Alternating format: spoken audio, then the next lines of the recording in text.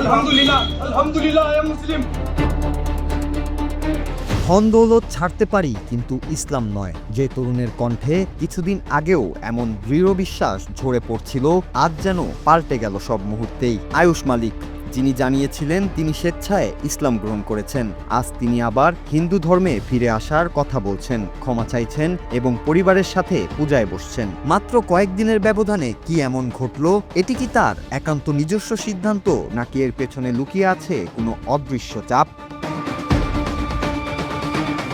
আয়ুষ আগে জানিয়েছিলেন তিনি ছোটবেলা থেকেই ইসলামে বিশ্বাসী এবং চাঁদনি কুরেশিকে ভালোবেসে নিজের ইচ্ছায় বিয়ে করেছেন। তিনি অত্যন্ত আত্মবিশ্বাসের সাথে বলেছিলেন, কেউ যদি একবার মুসলমান হয় তবে সে আর ফিরে যেতে পারে না। তিনি আরও দাবি করেছিলেন ধর্ম পরিবর্তনের জন্য তার উপর কারো চাপ ছিল না। কিন্তু সম্প্রতি সামনে আসা একটি নতুন ভিডিওতে দেখা যাচ্ছে সম্পূর্ণ ভিন্ন এক আয়ুষকে।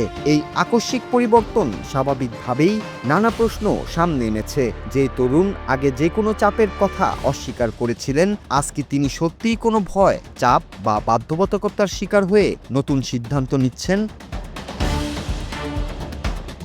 কেবল ধর্ম বা বিশ্বাস নয়, এই ঘটনার আড়ালে এবার সামনে এসেছে আরও এক চাঞ্চল্যকর অভিযোগ। আয়ুষের পরিবারের দাবি, কোটি টাকার পারিবারিক সম্পত্তি দখল করার উদ্দেশ্যেই প্রেমের ফাঁদে ফেলে আয়ুষকে ধর্মান্তরিত করা হয়েছিল। উত্তরপ্রদেশ পুলিশের ধর্মান্তর বিরোধী আইনে ইতিমধ্যেই গ্রেপ্তার হয়েছেন আয়ুষের প্রেমিকা, ফিজিওথেরাপিস্ট চাঁদনি কুরেশি এবং তার বাবা। প্রেমের গল্পের আড়ালে তবে কি লুকিয়েছিল এক সুপরিকল্পিত আর্থিক ব্ল্যাকমেল? প্রেমের টানে ধর্মান্তর থেকে শুরু করে কোটি টাকার সম্পত্তির অভিযোগ এবং অবশেষে পুলিশের হাতে গ্রেফতার, পুরো ঘটনাটি যেন হার মানাবে সিনেমার গল্পকেও।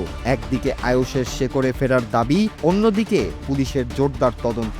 এখন দেখার বিষয়, আয়ুষের এই ইউটার্ন কি তার নিখাত উপলব্ধি, নাকি এর পেছনে রয়েছে কোনো বড় আইনি কৌশল?